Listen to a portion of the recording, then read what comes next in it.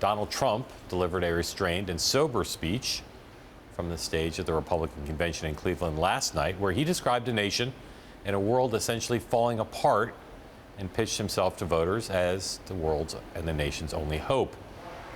But this morning at a rally in Cleveland, Trump instantly reverted back to his familiar trademark freestyling ways. He riffed on stage without notes for about 45 minutes with his newly minted running mate Mike Pence standing there behind him. He thanked his supporters and his staff. He also had some tough words for his former nomination rivals, Ohio Governor John Kasich and Texas Senator Ted Cruz, neither of whom has endorsed Trump. And you know, he'll come and endorse over the next little while. He'll come and endorse because he has no choice. But I don't want his endorsement. What difference does it make? I don't want his endorsement. I have such great I don't want his endorsement. Just Ted, stay home, relax, enjoy yourself. Just to finish with Ted, because I like Ted, he's fine. Again, I don't want his endorsement. If he gives it, I will not accept it, just so you understand. If he gives it, I will not accept it. Won't matter. I don't know his father. I met him once. I think he's a lovely guy. I think he's a lovely guy. All I did is point out the fact that on the cover of the National Enquirer, there was a picture of him and crazy Lee Harvey Oswald having breakfast. No matter how much you like or dislike, no matter what your feelings, whether you're the governor of Ohio, whether you're a senator from Texas, or any of the other people that I beat so easily and so badly, you have no choice. You got to go for Trump. Joined today, John is off, by our Bloomberg colleague, Michael C. Bender, who's in our D.C. bureau. Mike, quite a performance by Trump today. What did you make of it? I mean, whatever hope the Republicans had after the speech last night, and I think it was only a little bit of hope, it just came crashing back down to earth today.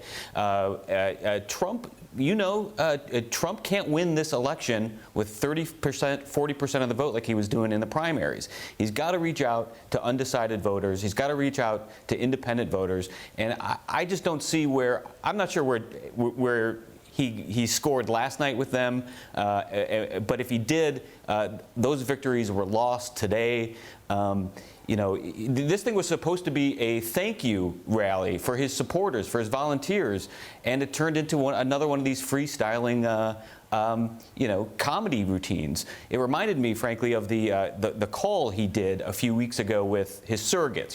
He called his surrogates. He was supposed to thank them for their help, and turned into sort of every worst nightmare of the campaign, where he was encouraging them to go after the Indiana judge on the Trump University comments, and today again it was a sort of greatest hits from the primary season. A few days ago, Trump tweeted that Cruz's speech was no big deal.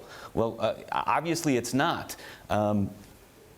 So I just think I'm not sure I'm not sure where the campaign goes from here.